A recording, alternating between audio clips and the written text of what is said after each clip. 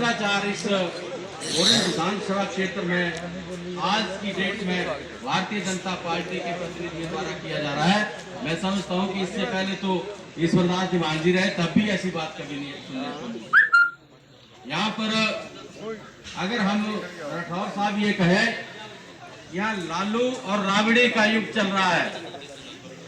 लालू और राबड़ी का युग आपने सुना होगा। बिहार में लालू प्रसाद जी जब जेल चले गए थे तो उसके बाद उन्होंने अपनी पत्नी को वहां पे मुख्यमंत्री बना दिया था, और वो तो अनपढ़ थी, उसको कुछ पता नहीं था। तो वहां बाहर बैठे बैठे लालू प्रसाद जाता है तो वो पहले अंदर जाती है, फिर अंदर से फोन करती है, फिर वो पूछती है अपने पति को कि ये काम करना है कि नहीं करना है। अगर वहां से हाँ होती है तो आपको आगे कोई जवाब मिलता है। ऐसे हालात आज इस भोरंज क्षेत्र के अंदर हो गए हैं। आज 4 वर्ष से यहाँ पे ऊपर यहाँ पे खड़ी हुई है।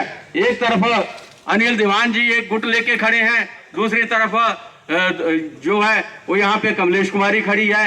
आज भारतीय जनता पार्टी का बंटाधार इस विधानसभा क्षेत्र में होने जा रहा है। बांटने की कोशिश करूं, आप मेरी बात भी नहीं सुनिए।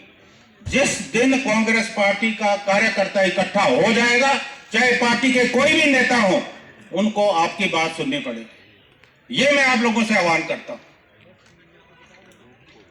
कितने साल हो गए, आप बताइए, नुकसान किसको होता है? पार्टी के किसी बड़े नेता को नुकसान नहीं होता। नुकसान अगर होता है कांग्रेस पार्टी का जो छोटा कार्यकर्ता है, जो जमीन पे काम कर रहा है, उसको नुकसान होता है। आज हम ठीक है, जो यहां से विधायक बने या विधायक हैं यहां से, उनको हम कोस रहे हैं, वो ठीक है। जहां गलत कर रहे हैं हमें विरोध करना है, लेकिन सबसे पहले हमें अपने घर को दुरुस्त करने की जरूरत है। और मैं एक बात कहना चाहता हूं कि ये गुटबंदी बिल्कुल चलने वाली नहीं है। जो संगठन को बांटने की कोशिश करेगा किसी भी स्तर पे, वो बर्दाश्त नहीं होगा। मैं तो खुले मन से सबका स्वागत कर रहा हूं। मेरा हिमाचल में किसी भी पार्टी के नेता से कोई विरोध नहीं। मैं सबको गले लेना, मकसद क्या है?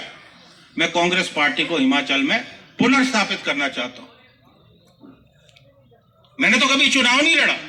आपको हैरानी होगी इस बात की, जो व्यक्ति 19 साल की उम्र में एनएसयूई का अध्यक्ष रहा हो, इतना लंबा मैंने सफर तय किया, लेकिन मैं चुनाव की होड़ में नहीं रहा। मैं जिस क्षेत्र से आता था वहां से हमारी पार्टी के वरिष्ठ नेता श्रीमती विद्या सोह चुनाव लड़ती थी। मैंने तो कभी उनके खिलाफ टिकट तक नहीं मांगा। मैं भी तो मांग सकता था, मैंने भी तो संगठन के लिए काम किया था, लेकिन मुझे लगा कि जो पार्टी का नेतृत्व उसके साथ चलना चाहिए। और शायद यही कारण रहा कि राहुल गांधी जी ने पहली बार पूरे देश में एक ऐसे व्यक्ति को पार्टी का अध्यक्ष बनाया जिसने कभी चुनाव नहीं लड़ा, हमेशा कांग्रेस पार्टी का काम किया, कांग्रेस पार्टी के साथ खड़ा रहा। मैं ये समझता हूं कार्यकर्ताओं को इससे बड़ी इज्जत कोई नहीं मिल सकती। यही बात मैं औरों को भी कहता हूं। अरे टिकट टिकट टिकट, उस टिकट को लेके क्या करोगे अगर चुनाव नहीं जीतोगे? टिकट लेके तो तब फायदा है ना अगर आप चुनाव जीतो। आप विधायक बनो और अपने क्षेत्र के लोगों का विकास करो, अपने पार्टी के कार्यकर्ताओं का काम करो, तभी तो फायदा है। तो मैं ये बात साफ तौर पे कहना चाहता हूं कि इन विसंगतियों को आज दूर करने की जरूरत है। अगर कल को वही 35 से 40 साल हो जाए तो ये बिल्कुल चलने वाला नहीं। और मैं आपको कहना चाहता हूं कि अब ये बिल्कुल चलने वाला नहीं। जो भी फैसला होगा वो पार्टी आला कमान करेगी और सबको मिलजुल के जो है चलना हो। और जैसा यहाँ कहा गया, इस पीपल के पेड़ के पास से यहाँ स्वतंत्रता आंदोलन की शुरुआत हुई। और हम कसम खाते हैं कि इस क्षेत्र में हम इकट्ठे हुए, हम यहाँ से जो है भाजपा को मुक्त करने के लिए कसम खाते हैं कि हम भोरंज जो क्षेत्र है यहाँ हम जो है भाजपा को मुक्त करें। इसी विश्वास के साथ हमें आगे चलने की जरूरत है। असंभव कुछ नहीं होता। हम नगर निगम के चुनाव लड़े, हमारे पास तो धन बल नहीं था, हम तो सरकार से चुनाव लड़ रहे थे, लेकिन हम मजबूती से चुनाव लड़े, इकट्ठे होकर चुनाव लड़े।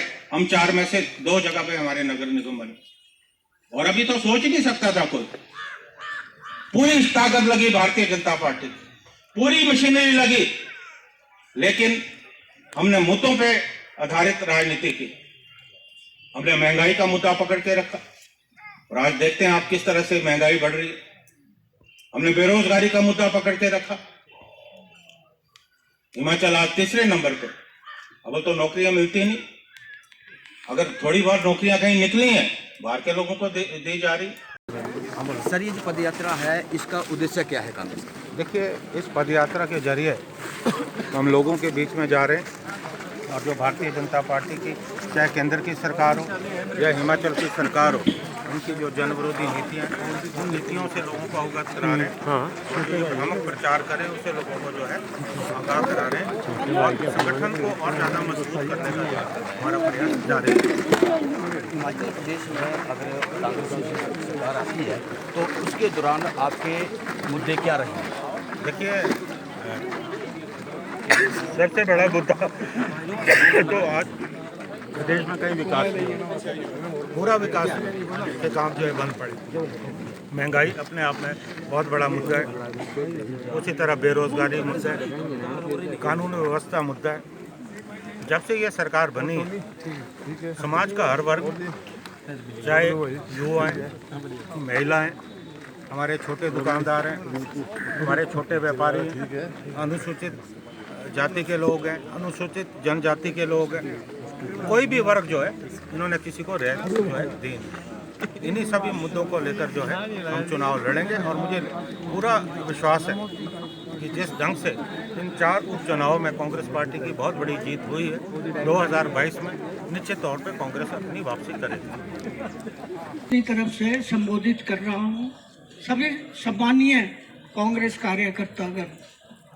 आज जैसे आपको बताया ही गया है कि आज की जो पद यात्रा है उसका क्या मिशन है, क्या उसका उद्देश्य है, और जिस ढंग से इस भारतीय जनता पार्टी की सरकार में आप लोगों के सामने महंगाई, बेरोजगारी, भ्रष्टाचार और ये कानून व्यवस्था, किसानों के खिलाफ अत्याचार और ये जो पहाड़ खड़े कर दिए हैं, इसको आपने ढहाना है। और कांग्रेस पार्टी हमेशा प्रयासरत रही। ईश्वरदास दीवान जी रहे तब भी ऐसी बात कभी नहीं सुनने को मिली। यहाँ पर अगर हम राठौर साहब ये कहे, यहाँ लालू और राबड़ी का युग चल रहा है। लालू और राबड़ी का युग आपने सुना होगा। बिहार में लालू प्रसाद जी जब जेल चले गए थे तो उसके बाद उन्होंने अपनी पत्नी को वहां पे मुख्यमंत्री बना दिया था, और वो तो अनपढ़ थी, उसको कुछ पता नहीं था। तो वहां बाहर बैठे बैठे लालू प्रसाद जाता है तो वो पहले अंदर जाती है, फिर अंदर से फोन करती है, फिर वो पूछती है अपने पति को कि ये काम करना है कि नहीं करना है। अगर वहां से हाँ होती है तो आपको आगे कोई जवाब मिलता है। ऐसे हालात आज इस भोरंज क्षेत्र के अंदर हो गए हैं। आज 4 वर्ष से यहाँ पे ऊपर यहाँ पे खड़ी हुई है।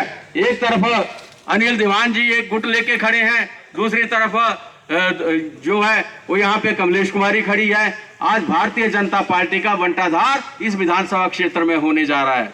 मेरा आप सब लोगों से एक निवेदन है कि जैसा कि आप लोगों ने देखा, जो पदयात्रा कांग्रेस की जो आज के 1 दिसंबर को शुरू की है उन्होंने, और जो हमारे हिमाचल प्रदेश के जो अध्यक्ष हैं उनके जो कहने के मुताबिक जो सरकार में पीड़ित या जिस तरह से समाज में अनुशासन को लेके या महंगाई भत्ते को लेके जो सरकार की तरफ से जिस तरह के रुझान हैं, इन्होंने बिल्कुल सीधा जो है बीजेपी को निशाना साधा है कि जो महंगाई भत्ता है उसके ऊपर हमारी जो पदयात्रा है, और अगर सरकार हमारी 2022 में आती है तो जो भी अनुशासन भंग हुआ है या जिस तरह से भी जो पिछड़ा वर्ग या अनुसूचित जाति के हो या किसी भी वर्ग से हो, जो लोग जिस चीज़ के हकदार हैं, जिनका जो मूल अधिकार है वो वहाँ तक पहुँचाया जाएगा।